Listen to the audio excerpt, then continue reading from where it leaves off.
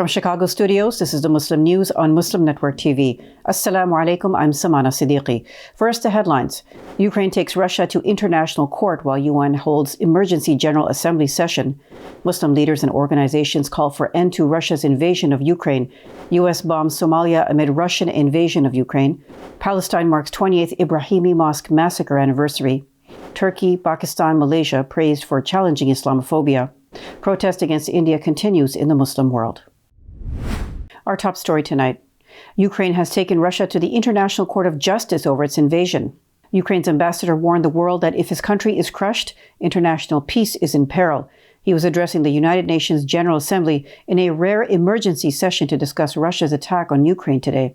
The meeting gives all 193 members of the United Nations the opportunity to express their views on the invasion and later this week vote on a resolution presented by the United States. Russian Foreign Ministry spokesperson Maria Zakharova threatened military and political consequences against Finland and Sweden if they attempted to become NATO members. Finland has an 830-mile land border with Russia, which is the longest border shared by any EU member state with the country. On Sunday, Sweden announced it would break its doctrine of not sending arms to countries in active conflict and send military equipment, including anti-tank launchers, to Ukraine. The European Union also decided to send over $500 million in weapons to Ukraine, including fighter jets. The EU has now banned all Russian planes, which will no longer be able to land in, take off from, or fly over any European Union nation.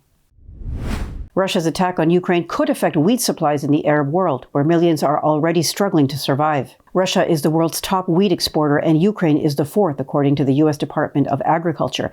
Any disruption in supplies could trigger renewed protests and instability in several Middle Eastern and North African countries, the Washington-based Middle East Institute said. Hundreds of thousands of people took to the streets across Europe on Sunday, denouncing Russia's invasion of Ukraine. They were dressed in the blue and yellow of Ukraine's flag and carried posters reading "No World War III" and "Russians Go Home." Demonstrators chanted shame against Russian President Vladimir Putin, while others waved banners with slogans such as "Putin Murderer" or "Stop the Monster." In the German capital, Berlin, police estimated turnout to be at least 100,000, while protests in Prague and Amsterdam drew 70,000 and 15,000 respectively. Organizers of the Berlin protest put the numbers at 5 times the police estimate. Prominent Muslims are calling for an immediate ceasefire to the bombing and fighting in Ukraine as the Russian military invasion advances. Zahra Mohammed, Secretary General of the Muslim Council of Britain, spoke out against the war. She wrote in a tweet, "The only ones that truly pay the price for war are the innocent civilians who have no say in it." Basharat Salim, Executive Director of the Islamic Society of North America, calling for dialogue, emphasized the possible impact on Bosnia-Herzegovina, which is going through similar turmoil.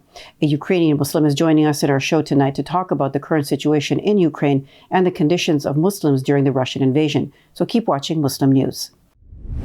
Just before Russian President Vladimir Putin began a full-scale military assault on Ukraine, the United States launched its latest drone attack in its 15-year war with Somalia. While Russia's aggression has drawn global condemnation, the U.S.'s actions in Somalia have largely flown under the radar.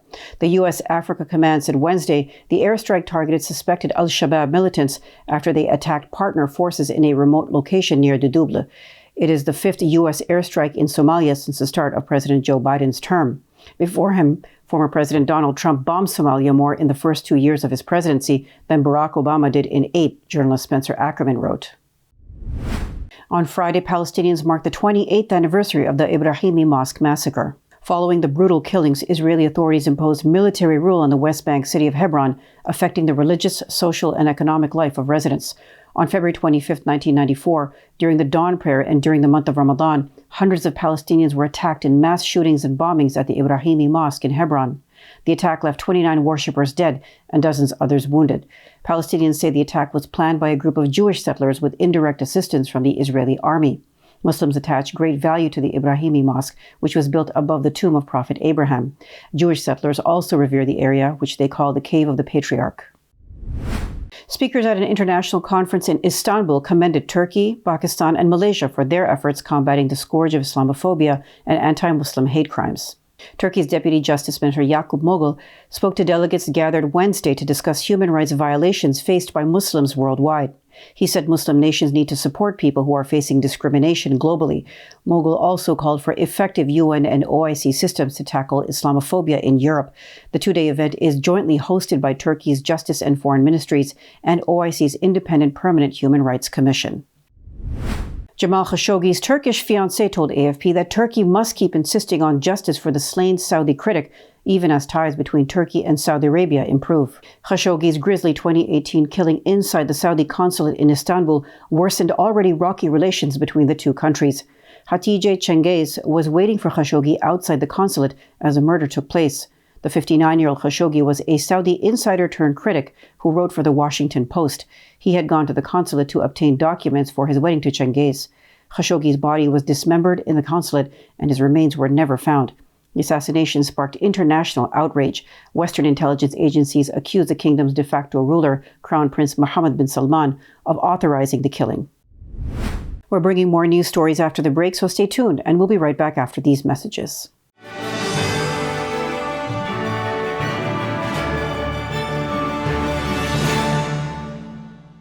If I could be you, and you could be me for just 1 hour. If we could find a way to get inside each other's minds. Walk a mile in my shoes. Walk a mile in my shoes. Well, before you abuse, criticize, and accuse. Walk a mile in my shoes. Friends, our world is pulling together like never before. We're making huge sacrifices to keep one another safe. Scientists are working non-stop to develop COVID-19 vaccines and treatments. A vaccine will get our economies moving. It will tell our loved ones we're safe again. But we have challenges we must address. Right now, huge pharmaceutical companies are keeping the vaccine research a secret. They're deciding how many vaccines get made, how much to charge for them, and who gets vaccinated. This will no doubt leave billions of people behind. Pharma companies are putting profit, not people, first. Yet, billions of dollars of taxpayers' money is funding their work. We cannot let the CEOs of a handful of pharmaceutical companies decide our future. We need a vaccine that everyone can have free of charge, no matter where you live or whether you're rich or you're poor. We need companies to share all their research so we can make enough safe vaccines for everyone. We need a vaccine owned by all of us. To end this COVID-19 pandemic, we need to pull together once more.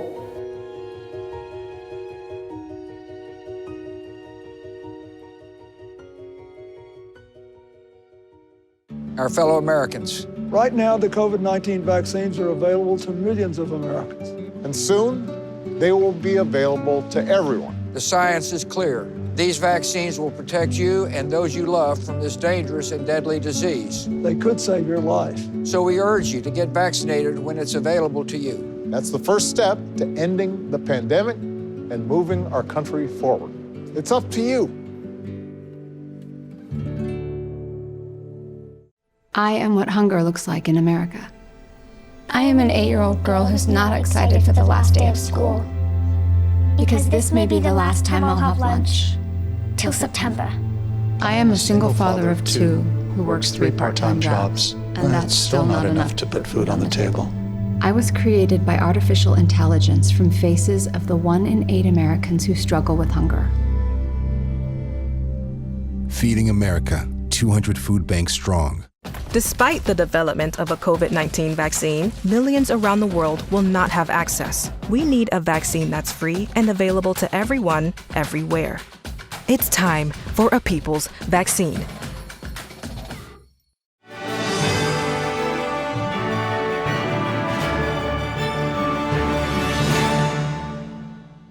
A ban on Muslim girls' education because of hijab in the Indian state of Karnataka has prompted widespread solidarity in the Middle East. Kuwait has had the strongest response so far, with several demonstrations in support of Muslim girls in India. Kuwaitis also took out their frustrations on social media, starting a campaign using the hashtag #ExpelTheIndianAmbassador in Arabic and English. The campaign has proven impactful, with the hashtag rising among Kuwait's trending Twitter topics. Now, some Kuwaiti stores are boycotting Indian products. The Association of Muslim Scholars in Iraq has also condemned the hijab ban. In a statement, the group denounced the Indian government's discrimination against Indian Muslim women and restrictions on the hijab. There were also demonstrations in Bangladesh, Pakistan, Iran, and Turkey. The family of law graduate Amani Liaqat in the UK, who raised thousands of dollars for a brain cancer charity, says they are immensely proud of her legacy. Liaqat, 23, from Luton, Bedfordshire, died Monday from glioblastoma multiforme, a brain cancer. She was diagnosed after suffering a seizure on her birthday in April 2020. Her father, Khurram Liaqat, said her final wish was for a mosque to be built in her name. A fundraising page has raised over $100,000 of its $135,000 target. Liaqat also raised nearly $50,000 for the brain tumor research charity. In domestic news today, on the 10th anniversary of Trayvon Martin's death Saturday, his mother urged those who sought justice for her family to continue to fight. Sabrina Fulton spoke to the National Action Network, the civil rights organization founded by the Reverend Al Sharpton in Harlem. She said she came to New York City from Florida to stand with her supporters. Sharpton compared Martin's legacy to that of Emmett Till, the Chicago teen whose 1955 lynching in Mississippi fueled the civil rights movement.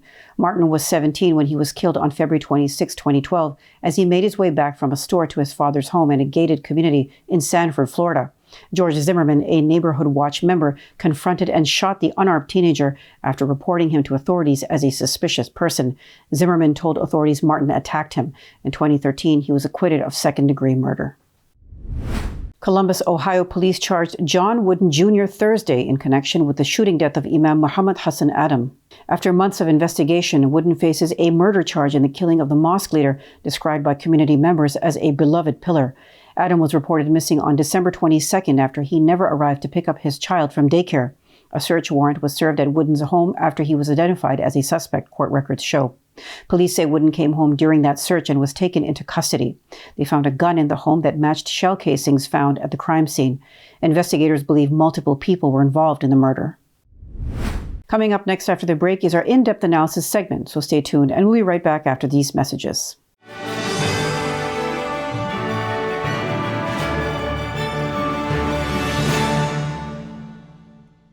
There are 16 million children struggling with hunger in America.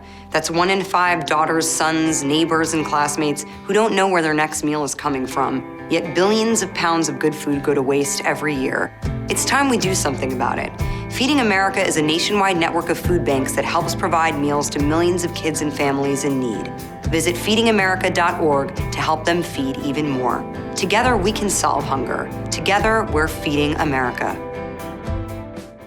Despite the development of a COVID-19 vaccine, millions around the world will not have access. We need a vaccine that's free and available to everyone, everywhere. It's time for a people's vaccine. I am what hunger looks like in America.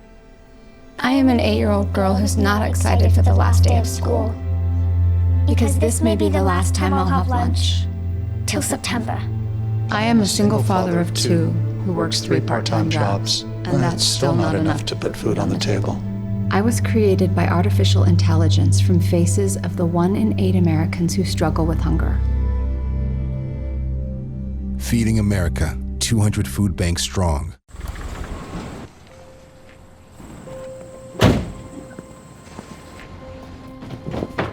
Dad, they took over my bedroom. Come on, come on. Okay, Dad. 1, 2, 3. Dad!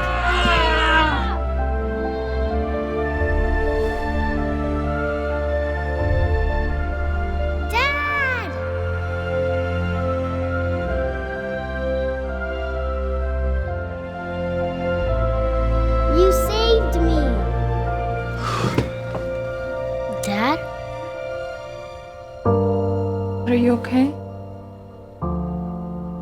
I'm fine, dear.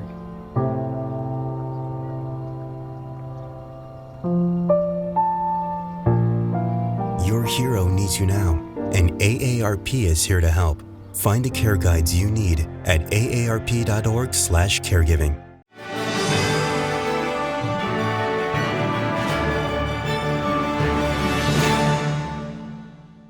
Welcome back.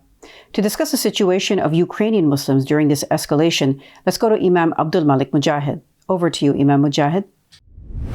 Russian invasion of Ukraine is ongoing.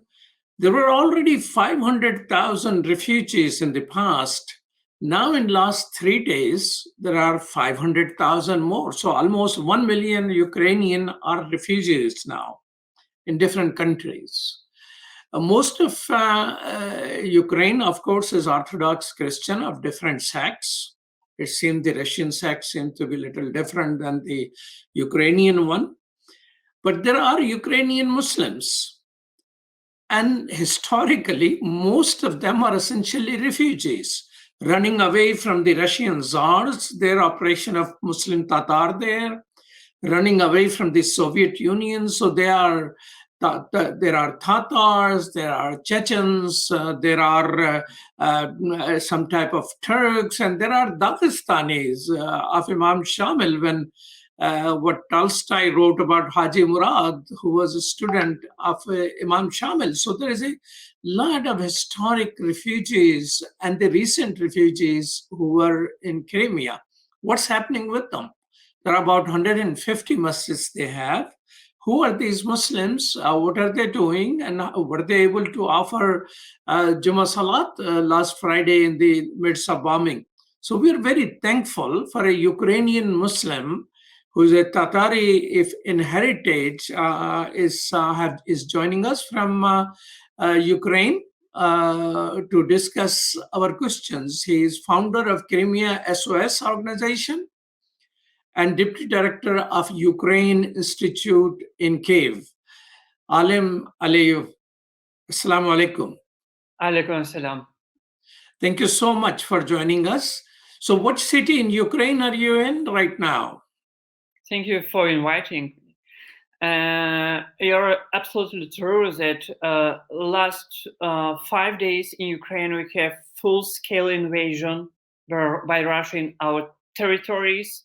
A lot of people now are refugees, and this is a war of a scale unseen in Europe since 1945, and the whole world is watching it's happening now.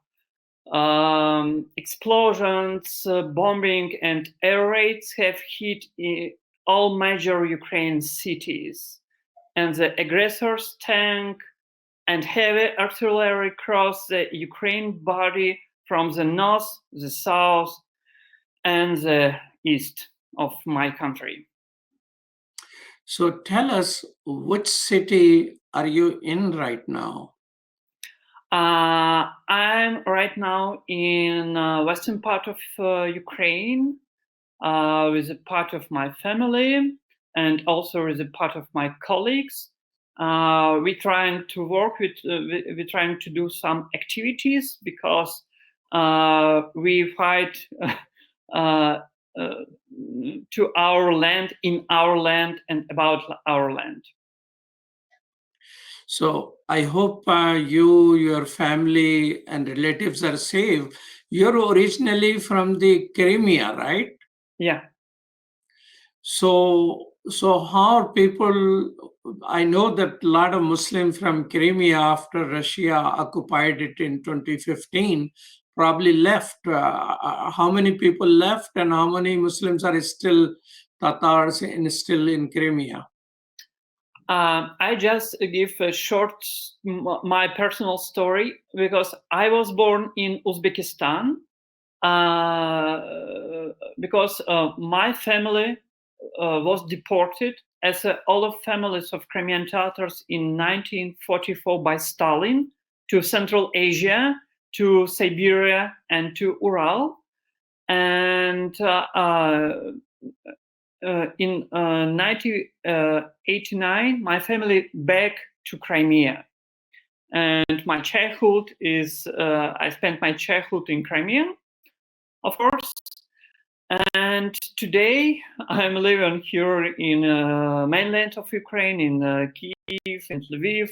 And after the temporary occupation of Crimea in 2014, more than 30,000 of Crimean Tatars left Crimea and moved to different Ukrainian cities.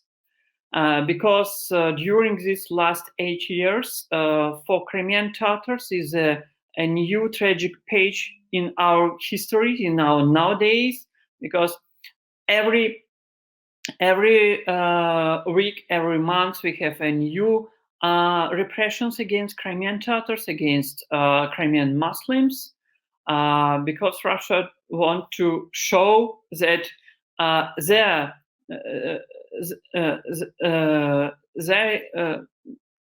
they want to show that Russia is the main actor in Crimea, and that Crimean Tatars, with our roots, with our traditions, culture, language, our religion, is not preferable in Crimea.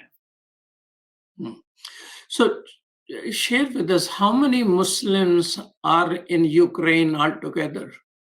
Yeah, totally in Ukraine, I have near 1 million Muslims from the different sides of our world. So how many of them are Tatar? It's 300,000 of Ukrainian Muslims are Crimean Tatars. Right. So now, because bombing is going on in different cities, I know that there are 150 masjids all around Ukraine. Were people able to offer Friday prayers last Friday? Yeah, but not all, of course, because it was very hot Friday for all of us.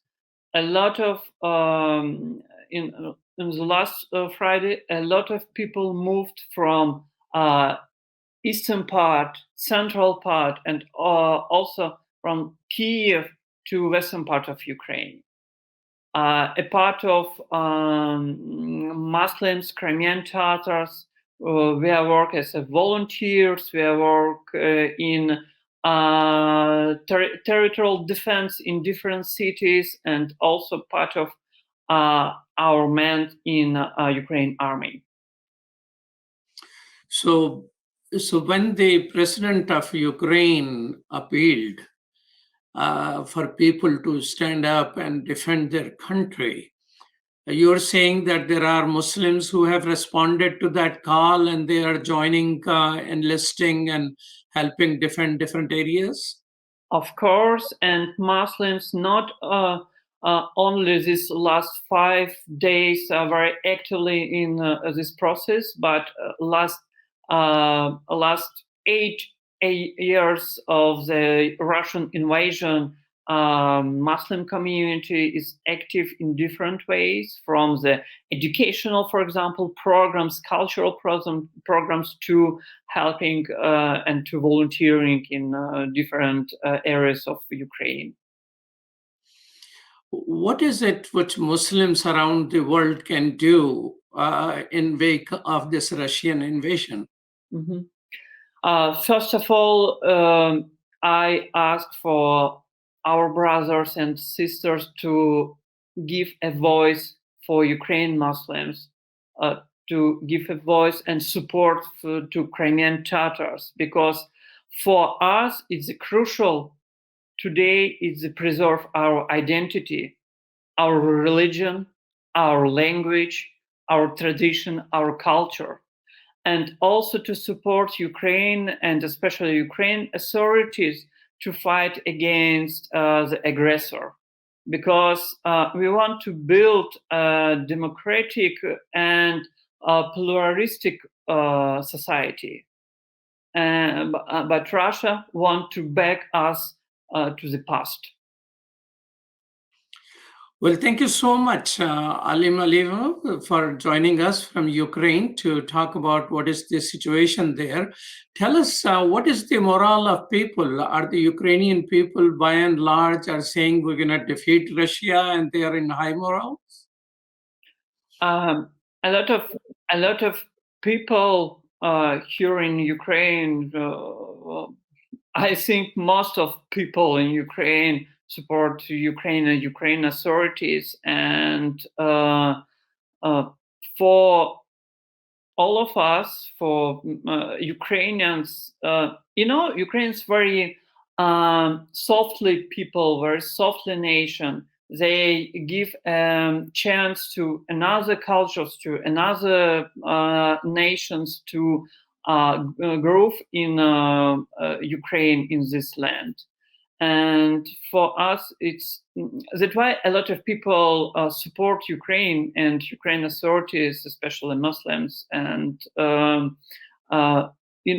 before 2014, not many Ukrainians know who we are, who Crimean Tatars, who Muslims. But these last years, we make a lot of projects, a lot of activities together. And it's very important when people know each other better, from activities, from the culture, from even some food. Well, thank you so much. Alim Aliyev is the founder of Crimea SOS organization. He's also Deputy Director of Ukraine Institute in Kyiv. And thank you so much for your time. Truly appreciate that. Thank you so much. Thank you to inviting me. Assalamu alaikum. Alaikum salam. And wish you all safety. And back to you, Samana. Thank you, Imam Mujahid. That's all from our Chicago studios tonight. Thank you for tuning in. You can find previous episodes and more on our YouTube or Facebook. For more content, keep watching Muslim Network TV or visit muslimnetwork.tv. Salam and good night.